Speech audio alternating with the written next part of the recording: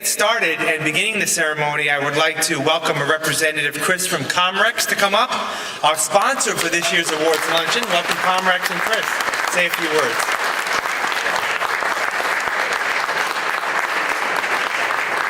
Good afternoon, everybody. I hope you're all enjoying lunch. It is our pleasure to once again be sponsoring this event.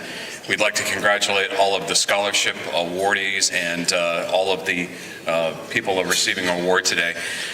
This is a great organization. We're very pleased to be part of it, and we can't do it without your support, and we appreciate that every year we come here, I find about 5 or 6 new customers of Comrex products, and we really, really appreciate that. Thank you. Live and local is important to us. This organization is important to us, and the awardees today are important to us as well. Thank you very much for allowing us to sponsor, and we look forward to doing it again. Thanks. Again, thank you, Comrex, for your commitment to our mission here at the Alliance for Community Media. So we're going to kick it right away to our first award, and I'd like to bring up to the podium right now Debbie Rogers. Debbie.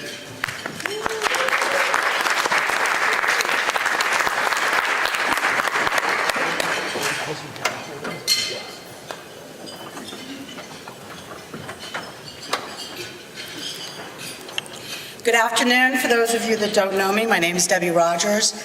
I'm the Executive Director and CEO of Falmouth Community Television. It is a great treat for me to introduce our first honoree, the winner of the Dirk Koning George Stoney Award for Humanistic Communications, Curtis Henderson, Jr.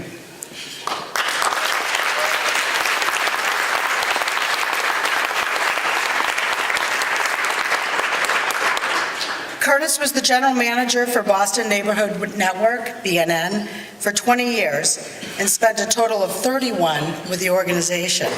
And I don't know if Curtis knows this or not, but when he went for his first job at BNN, I also went for that job. He got it. It was a good decision. In 1984, Curtis took the first production class offered at BNN, and he was hooked. He became an avid community producer, often combining his love of music with his newly acquired video skills. He was soon hired as studio manager for the Roxbury studio, where he taught both individuals and groups from all over the city. Curtis next served as Director of Community Access, supervising BNN's access centers and programming activities around the city. Since his tenure as general manager began in 1997, he worked to bring BNN into the digital age, creating a multimedia center and updating equipment to digital format. He has worked to sustain the organization by purchasing and refurbishing BNN's permanent home in Eggleston Square and by expanding the depth, variety, and quality of local programs by and for Boston residents. Over the years, Curtis has reinforced his commitment to Boston residents by serving on local and national boards, including Timothy Smith Network, Eggleston Square Main Streets, Community Music Center of Boston, WGBH Community Advisory Board, Alliance for Communications Democracy, and the Ward 11 Democratic Committee. I am pleased to present this award and welcome to the stage Curtis Henderson, Jr.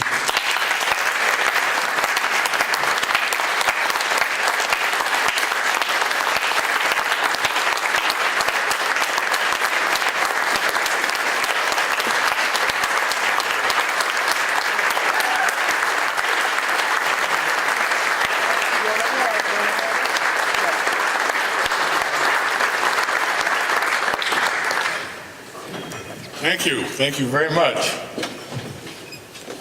What a thrill it is to be the recipient of this community and a recipient of the Humanistic Communications Award. Thank you. George Stoney, known as the father of access, was a visionary and an advocate who worked to put media technology into the hands of regular people so they could share their stories. Dirk Koning picked up the mantle and stretched the boundaries of access to build Grand Rapids community media into the important institution it is today. Both of these men have inspired me throughout the years as my work in community media. I served in Vietnam in 1967 and 1968. While I was there, I took a projectionist course which qualified me to show movies to the troops. I recall a particular night.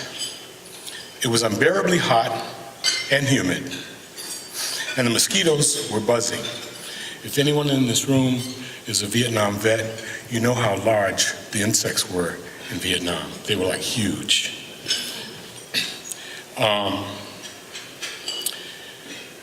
But there was a beautiful starlit sky. The troops were tired.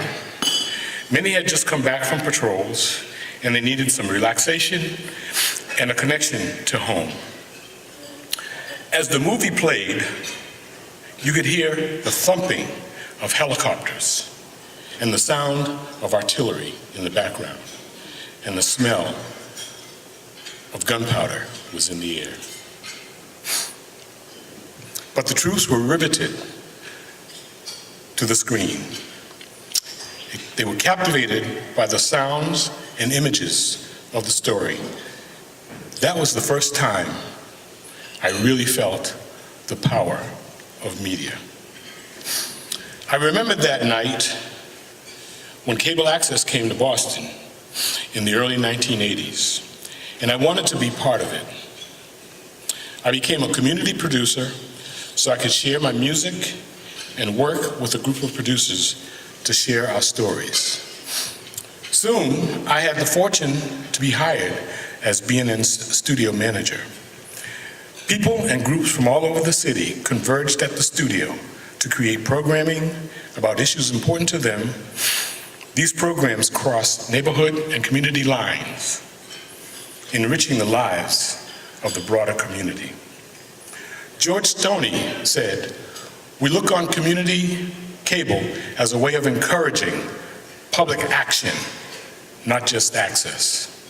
It's how people can get information to their neighbors, and their neighbors can get out on the streets to organize."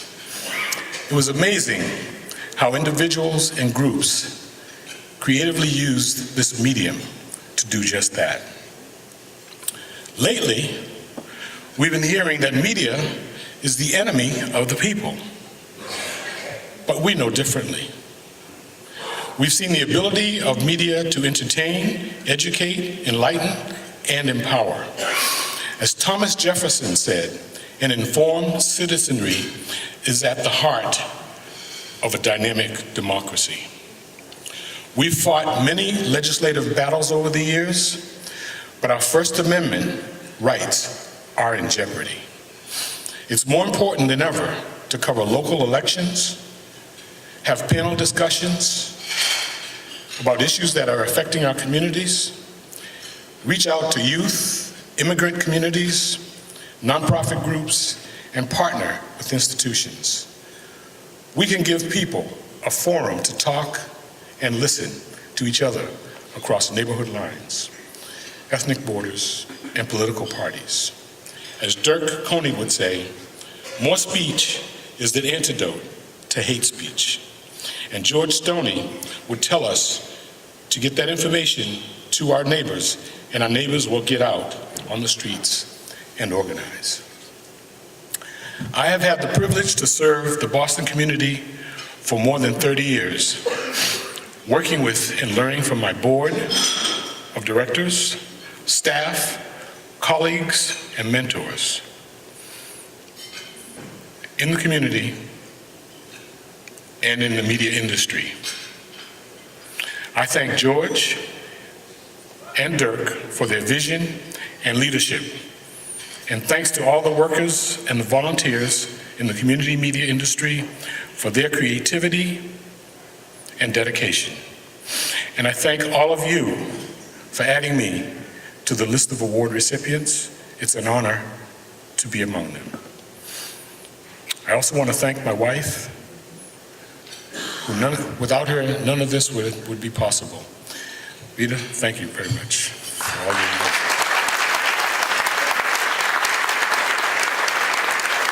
And thank all of you for this award. I'm very proud and very happy. Thank you very much.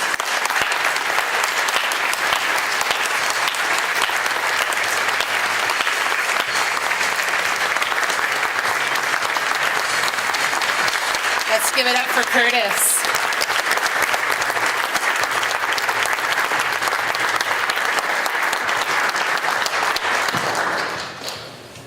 So welcome to Baltimore. We're really excited to have you all in our city. My name is Susan Malone. I'm the Executive Director of Wide Angle Youth Media, and I'm here to present to you the recipient of the 2018 Jewel Ryan Award for Cultural Diversity. This award is given annually to those who show an outstanding contribution to a process that encourages, facilitates, and creates cultural, diverse, and/or non-mainstream community involvement in the field of community media. The 2018 Jewel Ryan White Cultural Diversity Award is my amazing colleague, Tia Price. Tia is currently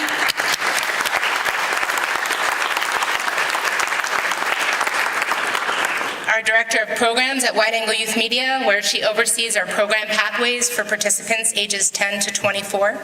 She strengthens initiatives to support them in navigating college and career plans. We have an amazing youth producer here with us today, Madison. If you want to give everyone a wave, Madison. Now in her third year at Wide Angle, Tia has been a dynamic driving force for ensuring that Baltimore's next generation of media makers include a diversity of voices. Her efforts address the underlying inequalities that frequently prevent talented youth from reaching their potential as leaders within their community. Please join me in congratulating Tia Price, the recipient of this year's Jewel Ryan White Cultural Diversity Award.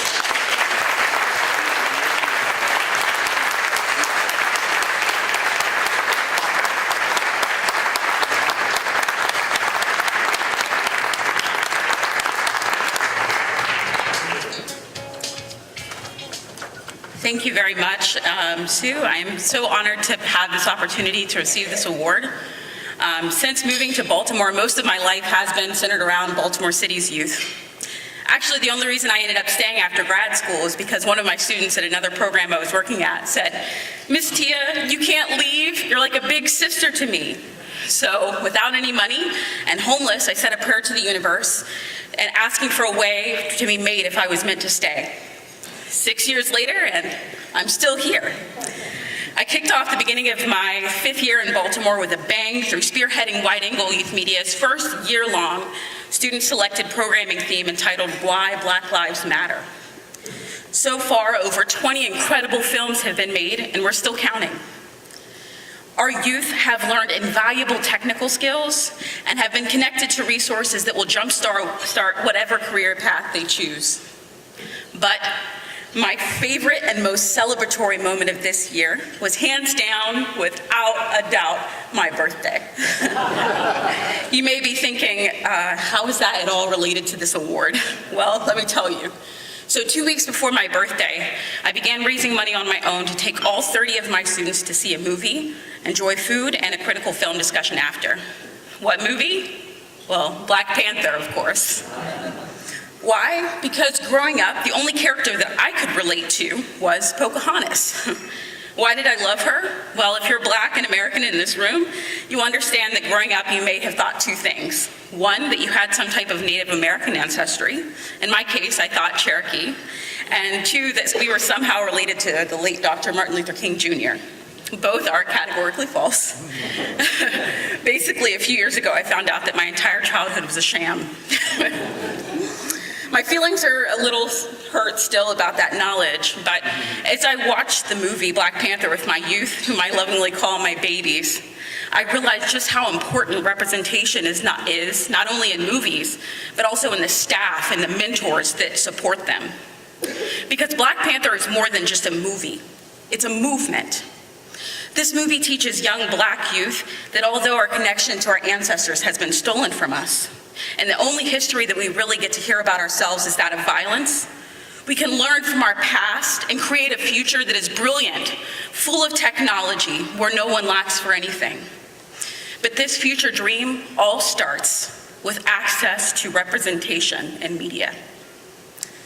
I joke all the time that I really haven't done anything with Baltimore other than find my own healing. But through healing, I've realized that systems that have been historically set up to destroy Black communities can once again be used to our advantage.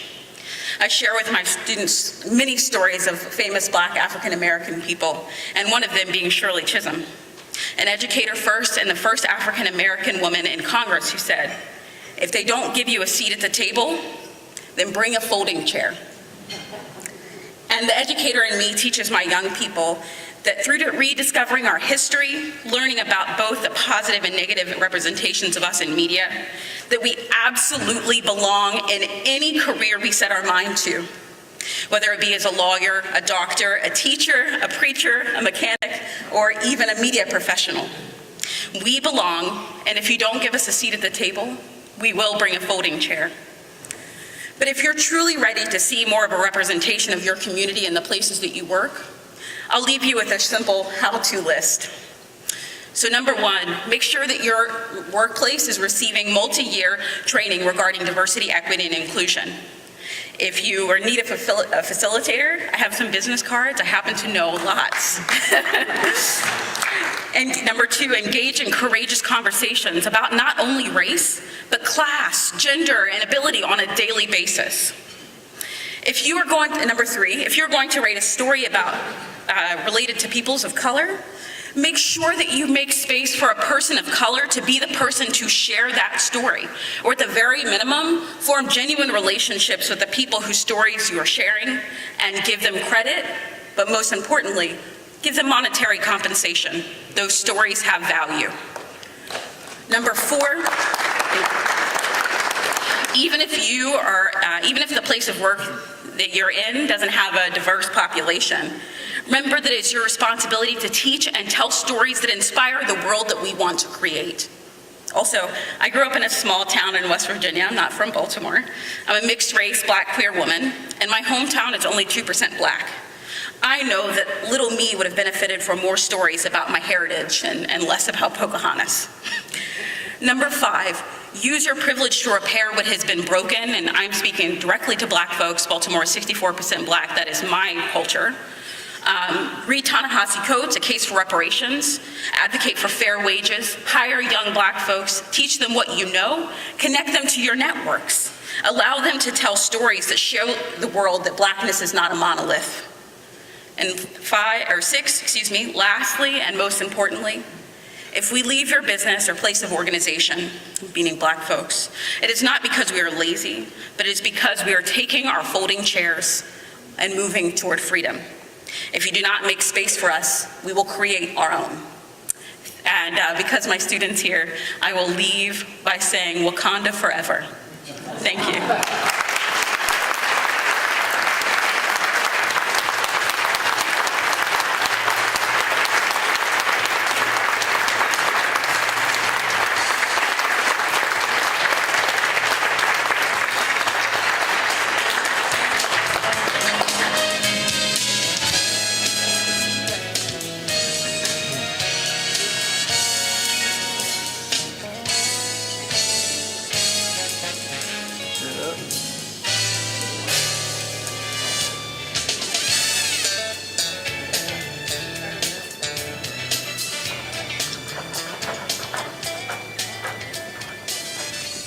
Good afternoon. I'm Nancy Richard, and I'm up here to introduce Zeb Schmidt. Grassroots scholarships have affected the lives and careers of ACM members for many years. Donations to the foundation of the ACM support these scholarships. I'm delighted to introduce Zeb, who is the station director at Open Stage Media, the public access center in Schenectady, New York, and a grassroots scholarship winner who would like to tell you the effect of the scholarship on his career. Zeb is currently serving on the ACM New York chapter and as co-chair of the ACM Northeast region. So where are you, Zeb? Okay. Come on up. Okay. There we go. Yes, thank you. Thank you.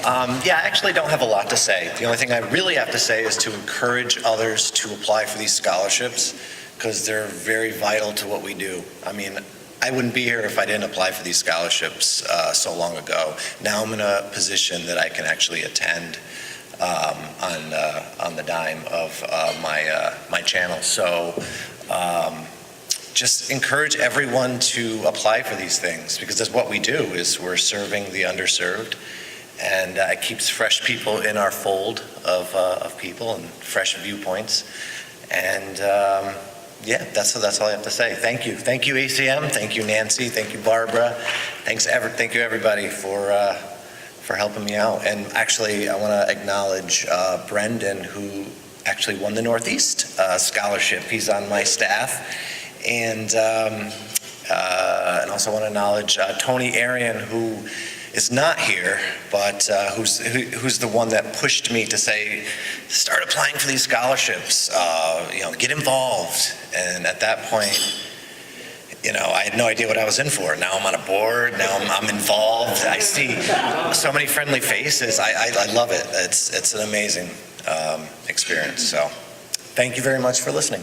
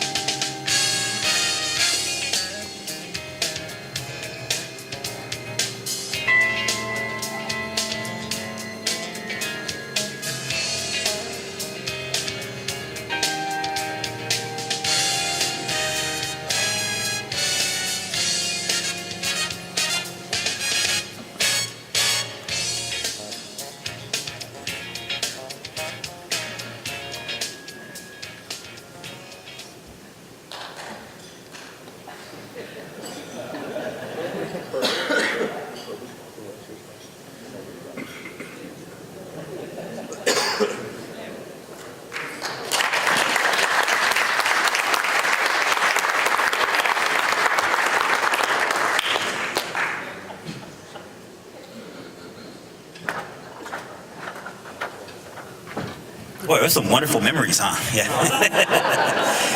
Teared up a little bit, yeah. It's the greatness of our conferences and our convenings. So I have the honor to present the Buskey Leadership Award. And this year, the 2018 recipient of the Buskey Leadership Award is Shelley Wolf.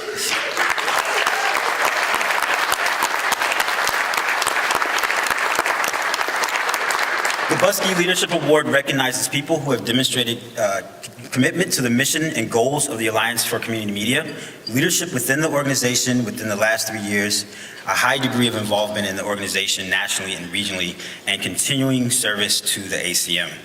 Shelley has been a part of the Alliance for Community Media since 1998, serving on the National ACM Board, the ACM West Region Board, currently on the FACM Board with myself. Shelley has spent 20 years working in community television and developing digital and media literacy programs. Her background in the nonprofit sector, entertainment industry, and education has made her a strong collaborator who is passionate about shifting the media landscape. She works to bridge industries through partnerships, technology, multimedia, and digital literacy. As the Executive Director of Media and Production Services at PSTV, the student-run channel in the Philadelphia School District, she has built a multimedia production studio, trained over 1,500 students, and launched 5 media hubs in the school district. Shelley is known in the community for her outreach, mentoring, and leadership. She connects individuals and businesses with the media opportunities and fosters student voices. Over the years, Shelley has served on numerous arts, media, education, and civic boards. Today, she continues to mentor young students and foster their dreams in the entertainment industry and providing some outstanding leadership in our Philadelphia community.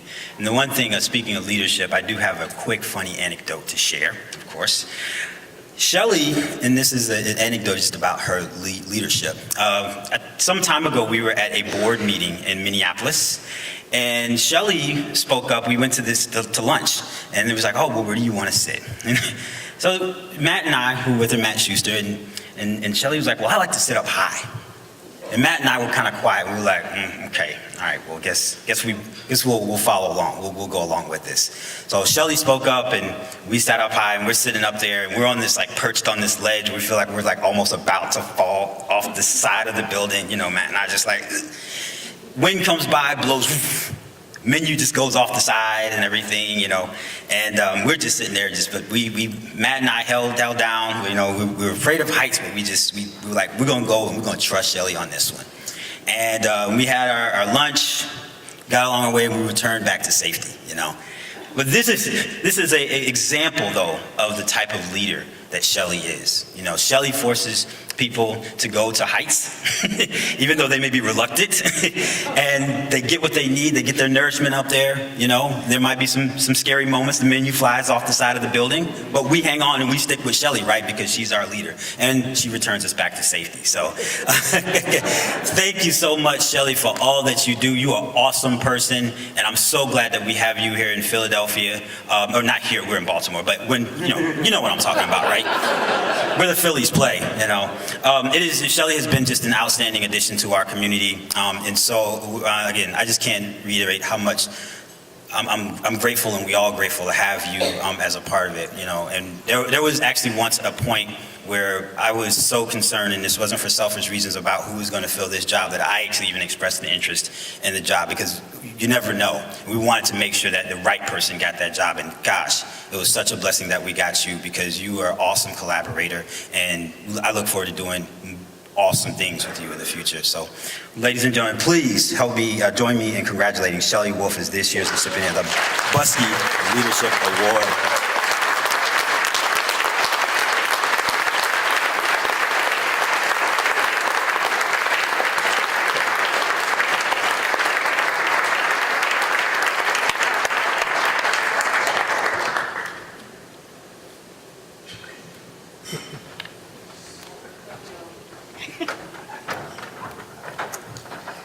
How's everybody doing? Good. All right, I'm going to close this for a second. I brought my book up here. Before I got here, I talked to Penguin Publishing, and they told me I could bring my book and read it, so hope you enjoy it. First of all, it's with great honor to be here today and receive the Buskey Leadership Award. I want to thank all of you for your continued guidance and support throughout my career.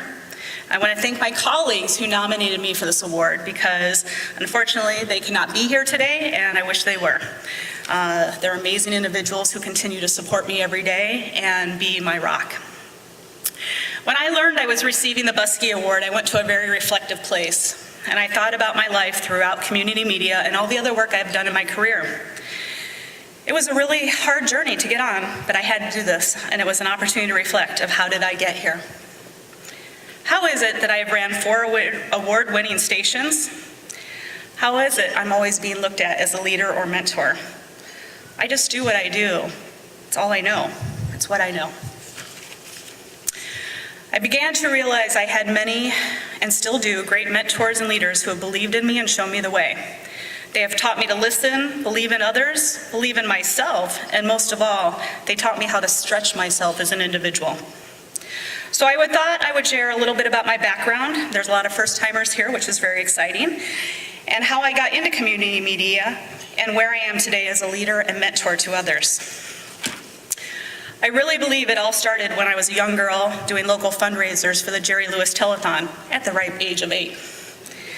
I would go to the doors and ask my neighbors to help me raise money for this organization, and needed donation items so that we could have a little raffle in our backyard.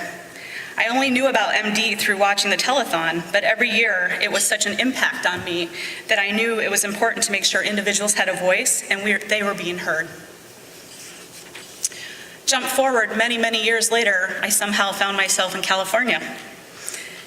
When I learned what community media was while working in the music industry, I thought, what is community media that all these people are speaking about? I went out and checked it out, and I learned I could take these classes, work on TV shows, and be part of a community that offered a voice. I knew I had found my calling. I had found like-minded folks that wanted to be involved and give back to their communities. There were volunteers who supported one another just like family, and they all wanted to make sure we were all being heard, all at this little tiny station right on the edge of the ocean. Next thing I knew, I was producing, hosting, editing my own show. No type A personality here, right? We all get involved, we all want to be part of it, but somehow I just kept taking all of it. I learned how to have to share, encourage others to be part of the process. Within a year and a half of being there, I was encouraged to start and apply for the ED position that opened up. Through applying through that, I wasn't sure what that meant, but I knew I had to carry on a mission of a mentor who had passed away of cancer that year. Wasn't sure I'd get the job. I knew I had had management experience, but I had no idea what community media was all about. But I do know that he supported the work of others and made sure people had a voice. And I knew that that was going to be my goal, to make sure that we continued to make sure people had a voice and were being able to provide opportunities in our community. I had a management background, but who knew what was going to happen? Well, I got the position, and at the time I relied very heavily on organizations such as the Buskey Group and the ACM on how to do many aspects of my job, whether it was from strategic planning to learning how to deal with cable companies, to actually negotiating contracts, because that was not a world I came from. So it was all hands-on training all the way through.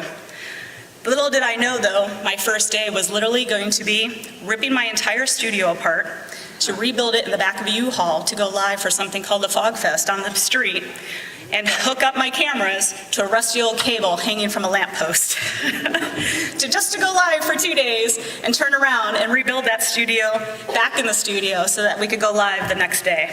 Thank God I had a great staff who was willing to put in hours and understood my retentiveness and had to figure out why cable X was attached to cable Z. So lo and behold, I learned how to understand the cabling of a studio, learned how to understand connections of not just people, but also the equipment. If it was not for that moment of learning by trial and error, not sure what was. This is where I learned how critical it is going to be to think outside the box, believe in myself, empower, and believe in my team. Some may say I've always had that type of out-of-the-box thinking. Forward thinking, personality before that. But this time I knew for sure I had to utilize those skill sets and be vulnerable to learn and push myself to be stretched in ways I could not think possible. If I was going to be successful at running this TV station, I knew I had to change my mindset. This was nothing like working in corporate America. I remember attending my first ACM conference, walking away with a plethora of information that I could not wait to take back and make change at my studio, bring out to the community members and make sure that we were making a difference. During my tenure in Pacifica, California, I knew it was a sleepy little town, but we also got really involved in the area. We created amazing partnerships, increased membership involvement. We produced shows that really highlighted who our community members were. We had a dedicated and diverse volunteer base who were like family to one another, and many of us who are still dear friends today. We built a community like no other I have never been a part of, and this was so empowering, not only to me, but to our community. I also found myself on the regional board at the time. Didn't know what I was doing. It was actually the first board I ever served on. During those years, I got the chance to meet a great group of pivotal friends who have not only been there all these years, but we've continued to share ideas, collaborate on projects, share tears, and of course, many nourishments, and shared our success stories that we continue to do at our centers every day. Being on the board has always allowed me to feel like I'm giving back to an organization that has been really pivotal in my education and the path in this field. As many of you know, I love to travel and move around, which led me to running access centers on both coasts. Haven't hit the Midwest yet, so we'll have to see what that looks like. After 6 years, it was time for me to take a new path in my life. I relocated to the Big Apple. I took a quick break from community media and went back into the music industry to build on my other skill sets and build production studios around the world. During that time, I realized how much I was living the rock and roll lifestyle, but it wasn't fulfilling. It wasn't mentoring folks, it wasn't being part of a community, it wasn't creating the challenges I looked for. So I came back and I began running a TV station in Massachusetts. Little did I know that running a media center on the East Coast versus West Coast was going to be so much different. I relied heavily on the Mass Access Group, and during that time, I really worked on my advocacy work and continued to blossom and began to understand how government for access really worked. I also appreciated that the Mass Access Centers had such a strong coalition that was so supportive in the work that we were doing in our communities. One item that was unique about working on the East Coast is we didn't have to fundraise, which was scary, how dependent we were on our franchise fees. But I kept hearing, it'll go away. It won't go away. How can you not see that? Well, I didn't have that experience. I had come from California and we lost our funding and we were fighting for our funding every day. So the way our funding models worked, it allowed me a chance to kind of try to provide education not only to our local access centers, but to also be part of trying to continue moving forward. I made it a mission again to continue to stretch myself to fundraise, cultivate community relationships with organizations so that we could make sure that we were not left behind. Jump forward to 2010, and I got a call back to come to California. Now I was going to be in Silicon Valley. I knew it was the hotbed for technology, but again, not sure what it may be up against. California had brought on a number of challenges from legislative, technology, and barrier access. We had to fundraise at our we had to fundraise as our station's funding model had been cut. Many community members didn't feel that they needed a place like KMBT because they had their own cameras. At this time, digital technology and distribution existed. Technology in our community was beginning to really create a major barrier for access to our residents. I realized once again I had my work cut out for me. The steps was to cultivate my staff, understand the needs of our community, and minimize the barriers that existed to having a voice in our community. So in order to get started, I remember calling up one of my friends who was a past employee of mine. And he said, look at you running all these stations, building communities, capacity building, advocating for your community. You've become such a leader, mentor, and inspiration to so many of us. I remember the day that you walked into Pacifica, and I was like, who have you become? You were this doe-eyed girl who wasn't quite sure what she was going to do, but was willing to be open to making mistakes and taking chances and never said no to an idea. I want to come work for you and support your work. I've never forgotten that statement. It was so powerful to me because my philosophy is there's never a no in my facility. We can talk about the reasons something may not work, but we are going to find a way to make it work. There is not an opportunity for someone to say no in what we're doing. For those of you who know me, you may say I'm a workaholic, but it led up to me jumping right back into the ACM board, hosting a regional conference my first year, managing 7 channels, raising funds to upgrade our studio to digital, and building out bilingual programming to serve our community's needs. During those 5 years, we took a station from being around for nearly 30 years, who was not known in a community, to be a revered media center that brought community together through telling community stories. Bilingual programs brought not only families, but also our students together. We began media training, which was more than just studio productions. We'd introduced computer training, podcasting, just to name a few. We had to push the idea of what media really could be and how it can impact and support our communities. We were able to get diverse communities talking and working together to support human interest and break down barriers not only amongst individuals, but again amongst organizations that were technology-driven in our own backyard. Jump forward 5 years later.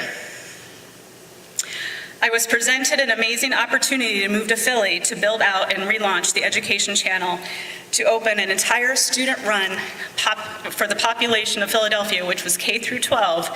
So there's 300 schools in Philadelphia. Very scary.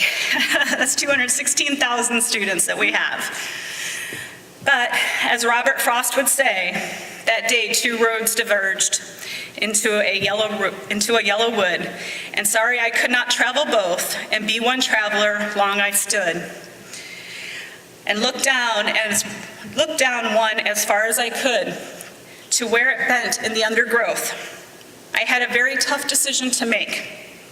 I came to Philly and spoke with some students. I spoke with my colleagues at Philly Cam about what I could bring to this community, and I instantly knew this is where I needed to be.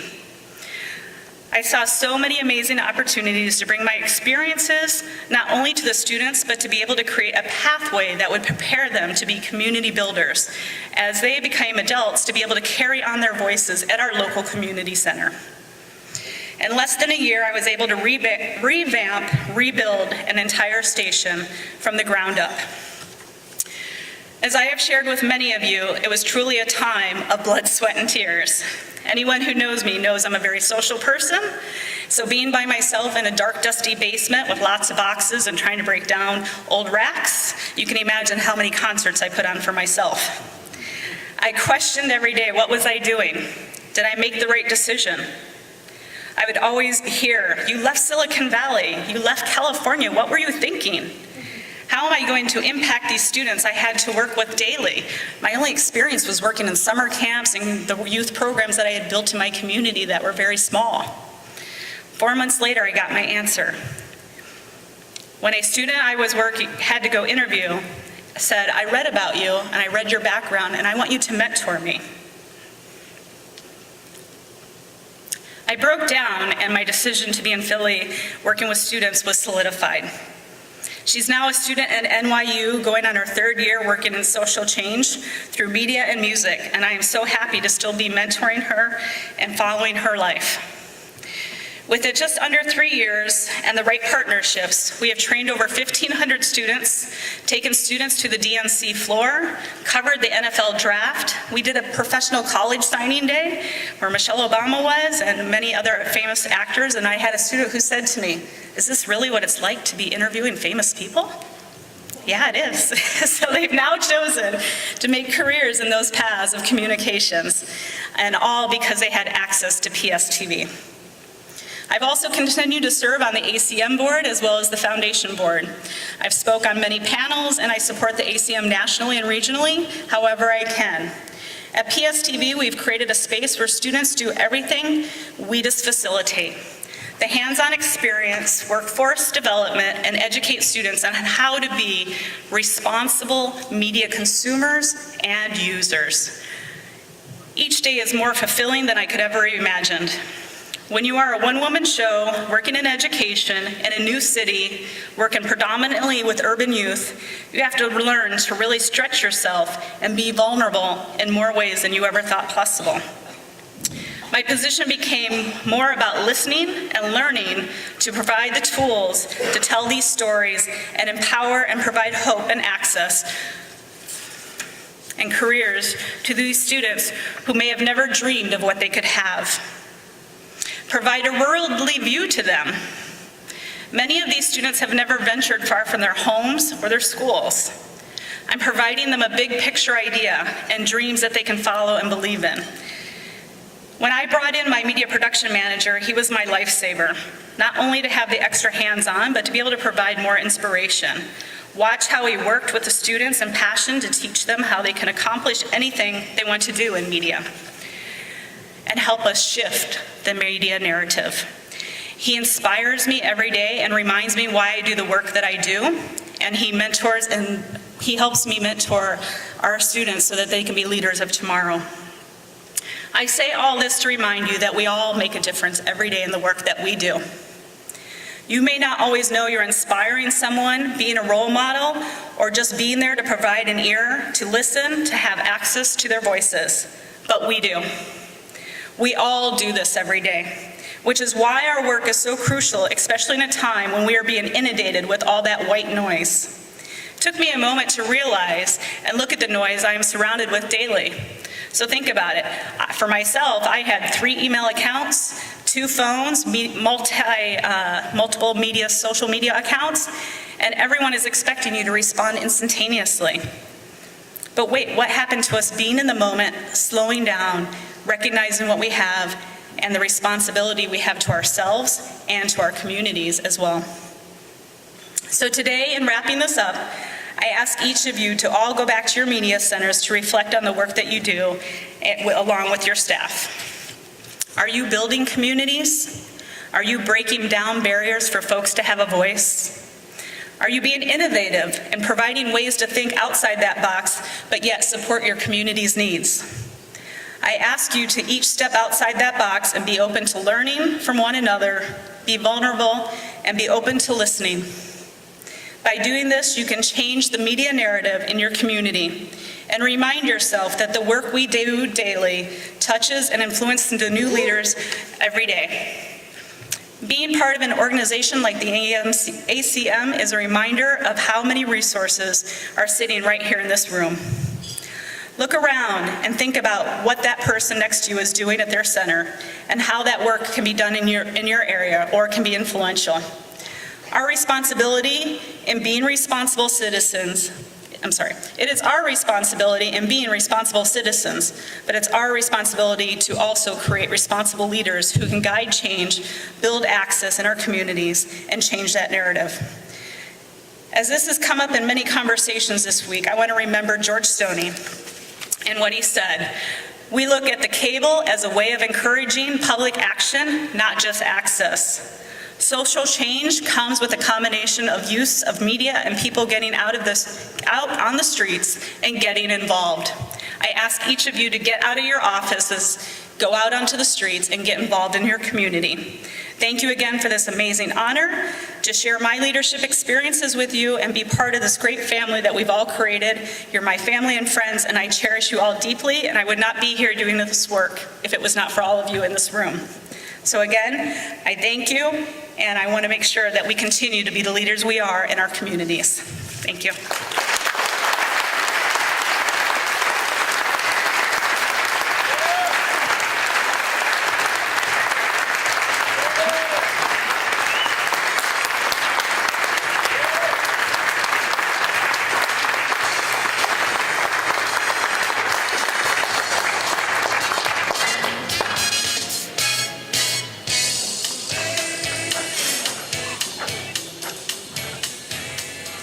Hi, I'm David Gauthier. I'm the Executive Director of Winchester Community Access and Media back in Winchester, Mass. I'm also the Vice President of Mass Access.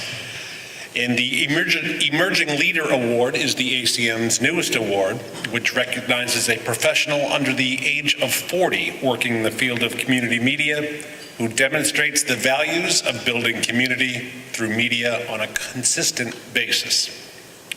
Emerging leaders demonstrate leadership in the field on a local, regional, or national level. The award recognizes them for being a person who is innovative in their work to strengthen the impact of community media, and I'm honored to recognize the 2018 recipient of that Emerging Leader Award, Melinda Garfield.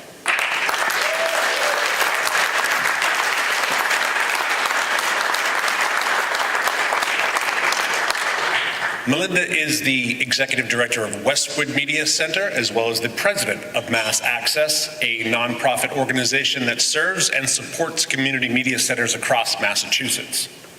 Before coming to Westwood, she was the Director of Production Services for New TV in Newton, Mass., where she won numerous awards, including a New England Emmy as the Associate Producer of The Folklorist in 2014. Melinda had previously worked for Powderhouse Productions, Straight Ahead Pictures, Cutter Productions, NBC 30, and MTVU, and was the office manager for Ideal Partners Film Fund, where she coordinated film premieres at the Sundance Film Festival. In addition, Melinda taught digital media at Rumney Marsh Academy Middle School in Revere. Melinda is tough but kind. She's fun-loving and dedicated. She's a natural, inspiring leader. She's a fantastic professional, and she's an even better friend. Please join me in congratulating this year's recipient of the Emerging Leader Award, Melinda Garfield.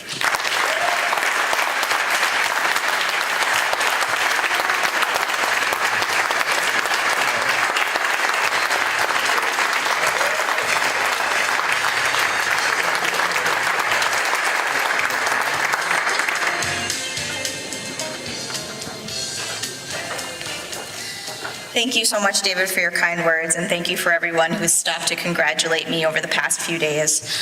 I've worked in community media in Massachusetts for the past 7 years. It's been such an interesting experience learning about the industry, the laws that govern our funding, how different stations operate on all different budgets, but it's gone a little bit deeper than that for me. I believe that I've become an adult while working for community media. Over the last 7 years, I've worked in almost all roles that a station can offer. Production assistant who shoots and edits news stories, who films community events and edits highlight reels for air. Education channel coordinator who teaches kids the basics of video production, who teaches adults older than me the basics of video production. Who sat at a booth during Harvest Festival trying to attract residents to come learn about our station. Then the real fun began. I was allowed to create the entire production services arm. I was given the opportunity to create a program that would be sold to other community media centers. I was allowed to job shadow one of the greats in our field. Once I did that, let me tell you, I attended meetings and watched this mentor sell community partnerships and make connections with other TV and filmmakers. And I watched him play the politics game while he represented Mass Access. And after that, I was allowed to fly. 2.5 years ago, I became an executive director of Westwood Media Center in Westwood, Mass. When I arrived, we were operating out of a small old jail cell in the basement of Town Hall. My one employee and I basically sat on each other's laps while we pumped out government meetings, highlight videos, and sporting events. And then I got to do something amazing. I built a studio from the ground up. I created rules and procedures for a new organization. I rebranded. I outfitted municipal buildings with pan and tilt cameras. I successfully negotiated with Verizon from a measly 1% of gross annual revenues to 4% with an escalating over the next 5 years. Thank you. I created an operating business. I got to create a new job with a new employee. I know. All of this is what a station should have been doing for the last 30 years. But I feel proud to have built an agency that is continuing to grow. I took over as president of Mass Access a year ago, but have been serving on the board since 2014.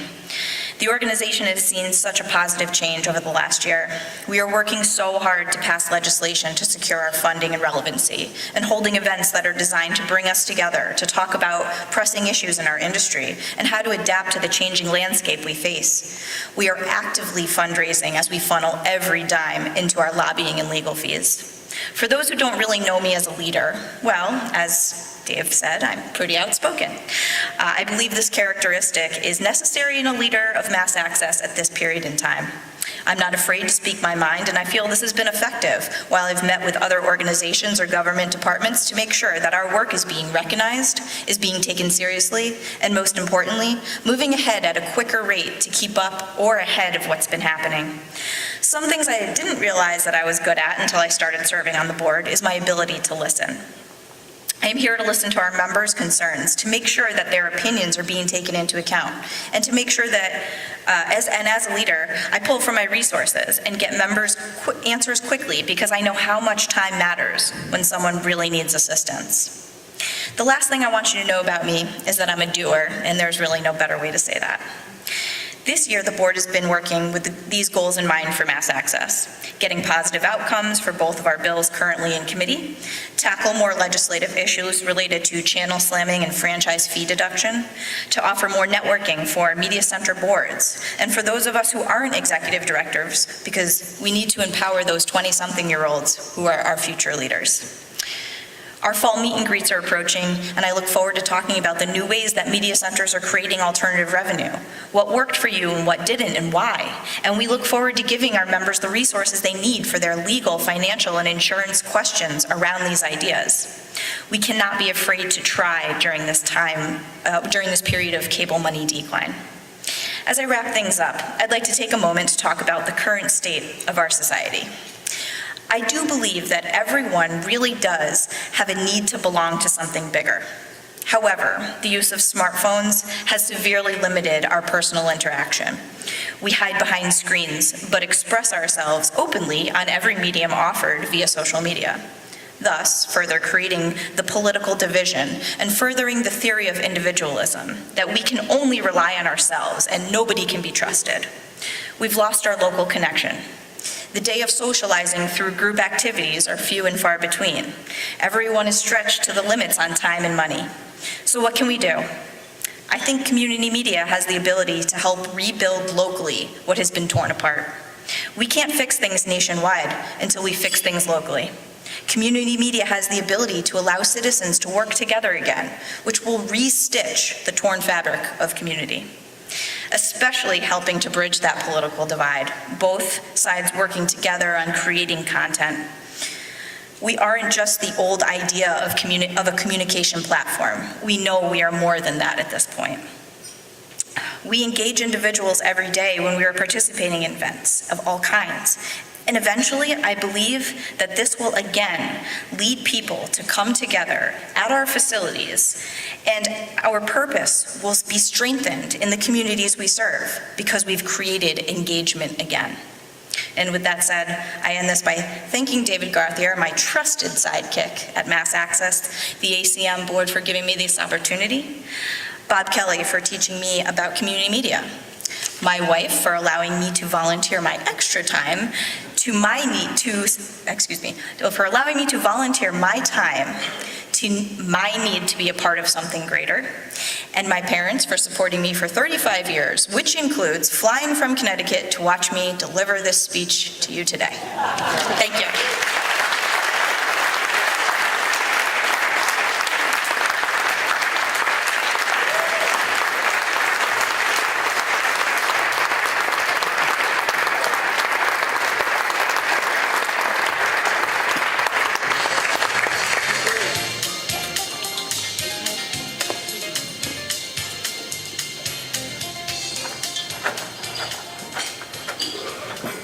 The stage is always louder than I expect it to be. Good afternoon. My name is Andrea Capere, and I'm from Thurston Community Media. And today, it is my pleasure to recognize the recipient of the Brian Wilson Scholarship. The Brian Wilson Scholarship is offered annually to promote the values of former board chair Brian Wilson by providing financial support to a person currently enrolled in an undergraduate or graduate degree granting program in media arts, broadcast journalism, community and public service, government administration, public education administration, or teaching. Brian was a believer in building community by bringing people of diverse backgrounds together and using fun and insightful ways to create understanding and links between individuals of differed backgrounds. Individuals of different geographical, racial, and philosophical backgrounds who shared similar goals of creating better understanding through media. His efforts paid off in small towns, large cities, and regional and national organizations. He did so with intelligence, eloquence, loyalty, honesty, and respect for others. And so I'm very excited to introduce my new friend and a phenomenal person, our 2018 scholarship recipient, Louis Gasper.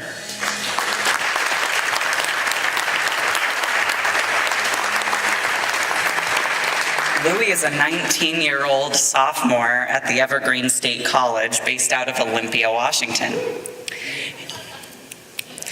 He has been involved with the Alliance for Community Media Northwest region as a member and a conference panelist. He started volunteering at 13 years old as an advocate for foster youth, which has inspired him to get involved with community media to share the untold stories of his community. He is now studying communications and social entrepreneurship through organizational strategic planning.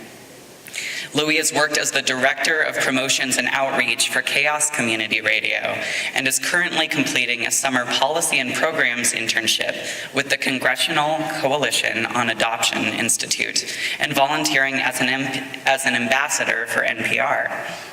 His eventual goal is to create an organization that would be dedicated to advancing independent artistry and promoting independent projects in news and media. So I hope you'll hire me someday. Please join me in recognizing his achievement and welcoming him to the stage.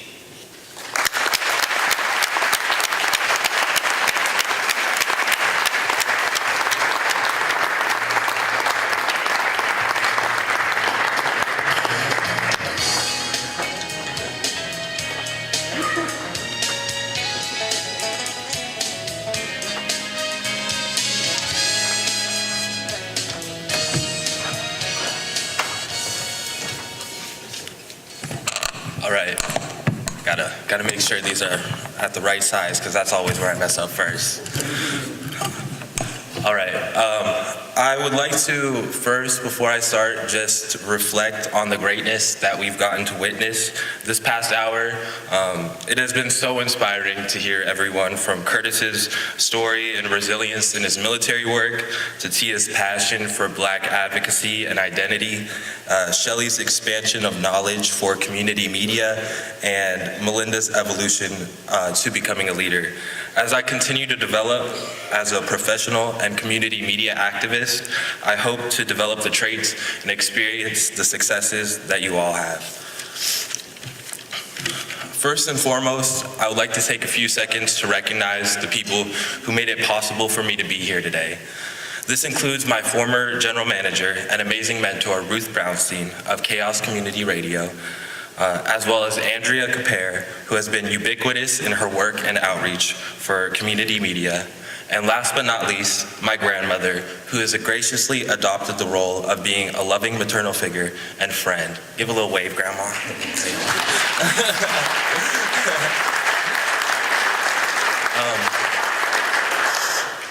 Now, I was very tempted to just quietly accept my award and walk off stage, but similarly to my experience in community media, I'm so internally competitive with myself. I would rather spend hours creating a product that I swear is the best thing since sliced bread, while everyone else just tolerably listens. All jokes aside, I hope that if I can convey one message throughout this speech, it's that just like there's power in my story, there's power in each and every one of yours. And as storytellers, change makers, and influencers of media, it is vital that we not only cultivate the power within ourselves, but bring out the stories in our community that empower others.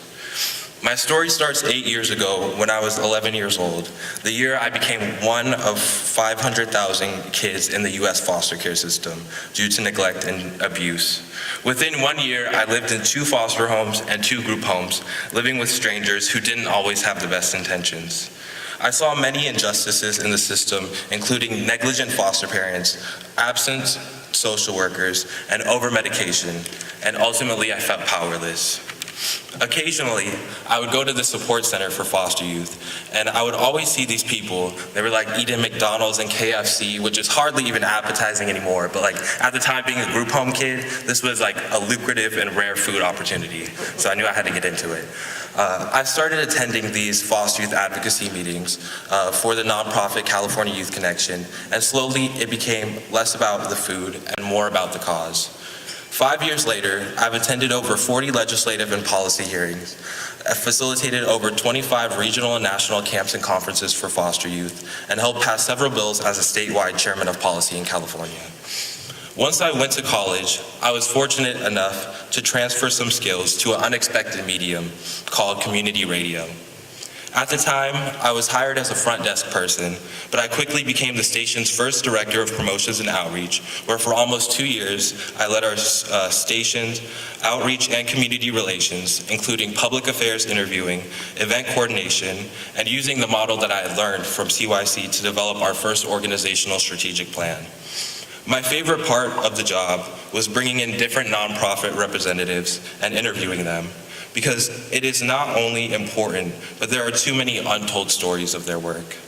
The peak of my work week was the 10 minutes I spent in the studio asking questions about the missions of their organizations and catching the genuine moments of personal passion of why they started. From speaking to an HIV-positive person on International AIDS Day, to a DACA recipient who worked as an English tutor, to speaking to a former felon turned director for counseling felons, every person had a compelling story to tell and a deserving population to serve.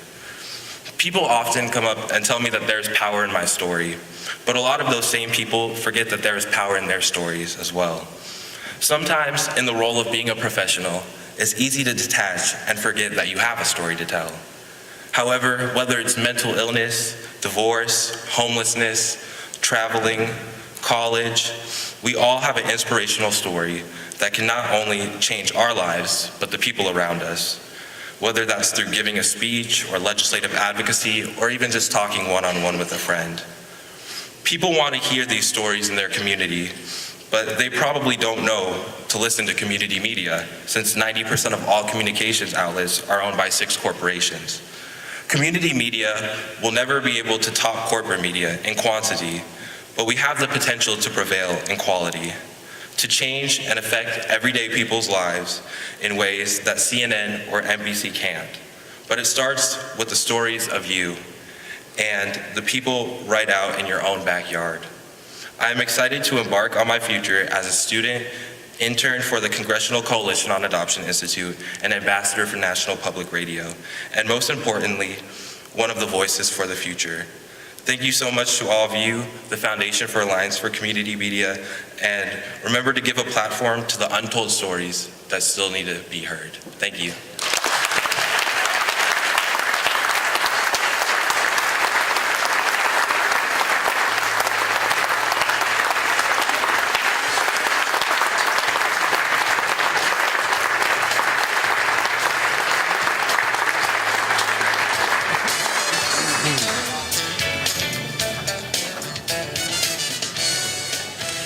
Let's give another round of applause to all of our winners today.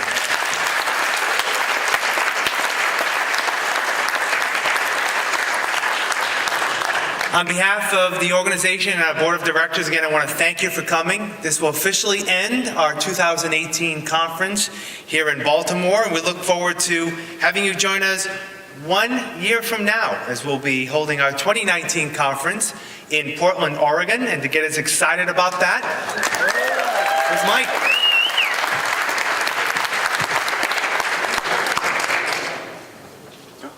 Ready for the party.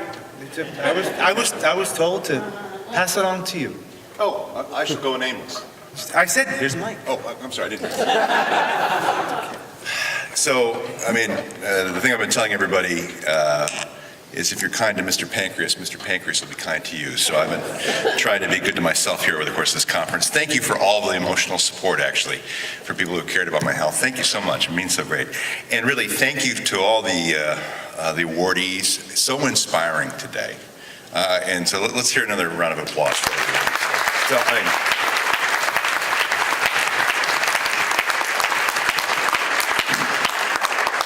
I love Baltimore. We'll have a chance to experience another great American city next year in Portland, Oregon. So I really want to offer this invitation for you to discover the joys and wonders, not just of one of America's great cities, but also the heart of a couple of great community media centers that are a part of Portland, Oregon. Gresham Community Media, which is, or actually Metro East Community Media, which is in Gresham in the eastern suburbs of Oregon, and our friends at Open Signal PDX in the heart of the city itself will be kind of our co-collaborators as we put things together to enjoy one of the 3 sunny days in Portland, which we have scheduled for July 10th through 12th. Portland is a home to many things, but I want to make sure that you have some tips before you travel out west. So we're going to do a little trivia here, and this is really sort of an interactive part of the program. So I want everyone to participate, and I think I'll allow the Gresham folks to participate too, because you're not really in Portland, right? Just to be fair. Even though they allow you to live there, the standard 18 minutes away. You're like the Greenbelt folks. Everything in the DC area is near Greenbelt, right? So we've got some questions about Portland and Oregon that I'd like to ask you here over the course of the next few minutes. We'll have 10 winners, each of which will get a gift certificate to the United States' largest independent bookstore, Powell's. And if you have never been to Powell's, it is an American institution worth defending. It is an amazing bookstore. It is easily the best. You can find the best Chinese science fiction authors at Powell's. You can find anything at Powell's, as well as the staff members who gives you recommendations about anything at Powell's. It's an amazing institution. I want to invite you to please spend at least one rainy day in Portland at Powell's. The sunny days, you'll be at the conference. All right, so here's some questions about Portland that I want answers from the audience. Some are true and false. Some are more like match game. Please don't answer Bippy. All right. So here's our first question. Portland was named after a city in England as a result of a coin flip. No, here's... It's true. It's true. It was one of two choices.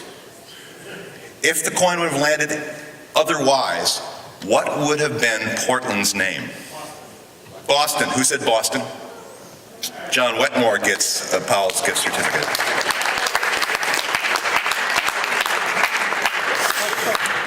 Okay, here are some true or false questions. True or false? Portland has the highest number per capita of strip clubs in the United States. True. True. Who said true first? Sue Malone. Sue Malone. True or false? It is illegal to rollerblade in public restrooms in Portland. False. True? Who said true? Come on, someone had to say true. Tony Shawcross. Okay, we're going to play some match game here. Don't say Bippy. Portland is the home to the world's largest naked blank. Bull rat? Bike ride. Largest bike ride.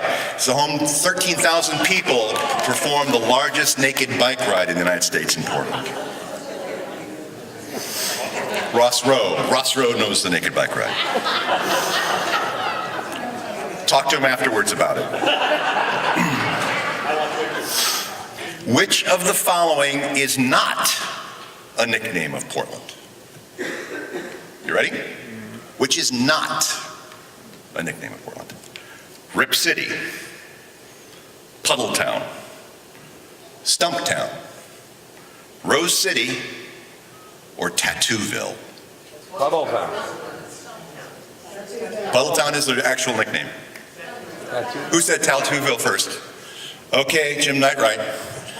You have to get some ink when you're in Portland. All right? It's probably a place next to Powell's. Let's talk about the Oregon transportation system. Oregon and their transportation system is like New Jersey in what way? You can't fill your own gas tank. Can't fill your own gas tank. I know something. Daniel Krozik's head is filled with useless information. But by golly gosh, gee whiz, he knows that. Uh-oh. Challenge the answer? Well, they changed the law, didn't they? Rural, you can do it now, right? You're only trusted if you don't live in the city. If you live in the city, no go. So, all right. So, okay, we'll try some other things. For whom were Benson bubblers derived? For whom were Benson bubblers created? The Muppet Show? This one's tough. It's a water fountain. So for whom, it was a public health emergency.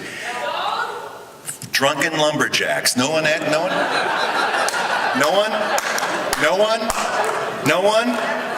All right, let's do some easier ones.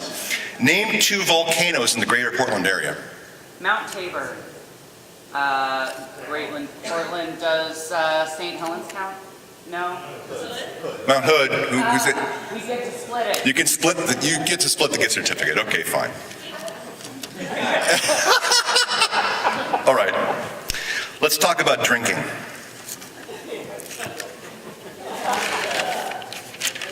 What drink was invented at Trader Vic's in 1944 in Portland?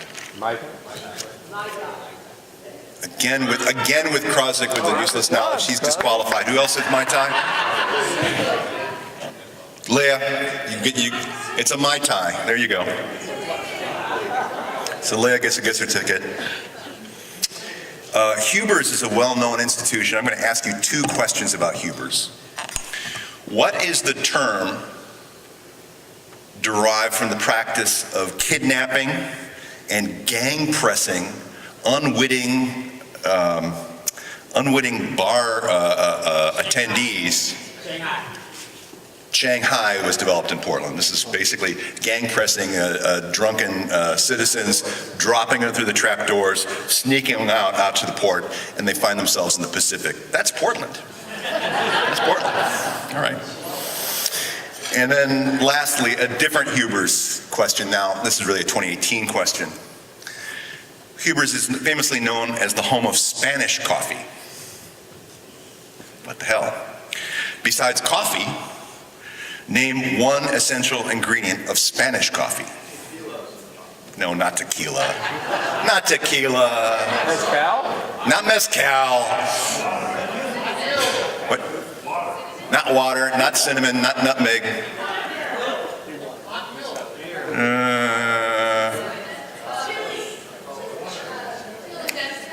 Not condensed milk. Come on. No. What do you do with the cream? You whip it. Who whipped it good? That's Mike Johnson. All right. All right. So people who've won, please come to see me with your email, so we'll sign you up for Powell's gift certificates. You can buy online through the largest independent bookstore in America, but please join us in Rip City next summer and use that gift certificate then.